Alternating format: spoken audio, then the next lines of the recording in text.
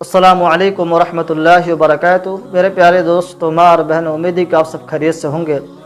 آج بات کرنی ہے کہ کیا قربانی کے جانوروں کے ساتھ ہم عقیقہ کا حصہ بھی لے سکتے ہیں۔ جیسا کہ آپ کو معلوم ہے کہ قربانی کے دنوں میں جو صاحب نصاب لوگ ہیں وہ لوگ قربانی کیا کرتے ہیں، تو آج کل اس کے تعلق سے بہت سے سوالات کیے جا رہے ہیں کہ میں فلاں بچے کا عقیقہ نہیں کرا سکا، تو کیا میں قربانی کے جانوروں کے ساتھ جو عقیقہ جو باقی ہے اس کو میں کرا سکتا ہوں۔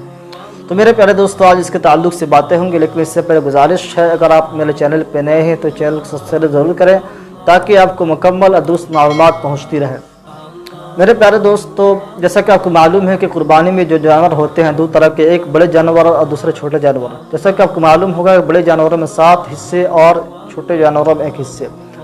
اگر کوئی شخص چاہتا ہے کہ قربانی میں اپنے بچے کی جانب سے عقیقہ کرائیں تو بالکل آپ کرا سکتے ہیں۔ حدیث سے ثابت ہے، اللہ کے رسول صلی اللہ علیہ وسلم کا فرمان اس کے تعلق سے بالکل ہے، لیکن ہمیں جاننا چاہیے کہ افضل بہتر دن کیا ہے۔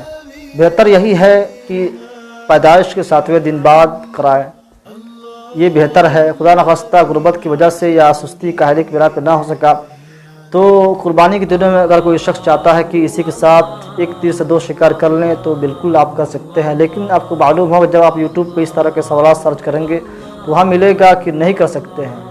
جہاں تک آپ اس کے دلیل یا اوتھینٹک جو ثبوت تلاش کریں گے تو وہ اوتھینٹک نہ ہوگا۔ آپ جب بخاری صحیحین کے جو احادیث نکالیں گے، سنن ترمذی میں جو احادیث موجود ہیں اس میں بھی اس کے تعلق سے حدیث ملتا ہے۔ نسک کا جو لفظ استعمال کیا گیا قربانی کے لیے بھی اور عقیقے کے لیے بھی، اس طرح کی بہت سی باتیں ملتی ہیں جس سے ثابت ہوتا ہے کہ ہم قربانی کے جانور جو حصے میں لیتے ہیں اس کے ساتھ ہم عقیقے کا بھی لے سکتے ہیں۔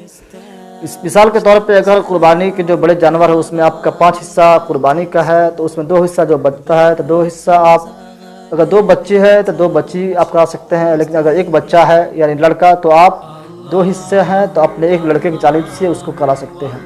لیکن اگر کوئی چھوٹا جانور ہے، یعنی جو چھوٹے جانور ہوتے ہیں بکرا وغیرہ دمبا، اس میں 1 ہی حصہ ہوتا ہے، جیسا کہ آپ کو معلوم ہوگا، اس میں اگر کوئی چاہے کہ میں قربانی بھی کرا لوں اور اس میں عقیقہ بھی کرا لوں تو یہ نہیں ہو سکتا۔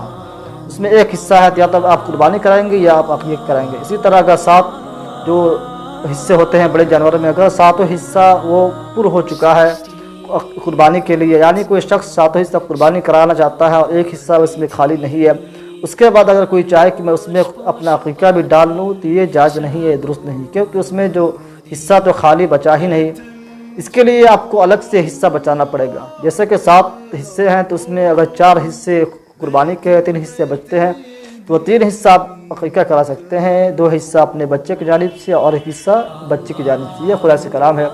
تو معلوم یہ ہوا کہ قربانی کے دنوں میں اگر آپ عقیقہ خدا نخواستہ اس سے پہلے نہ کر سکے تو قربانی کے جانوروں میں آپ عقیقہ کا حصہ لے سکتے ہیں، جائز ہے، درست ہے، لیکن افضل طریقہ کیا ہے ہم اس کو بھی دھیان رکھنا چاہیے۔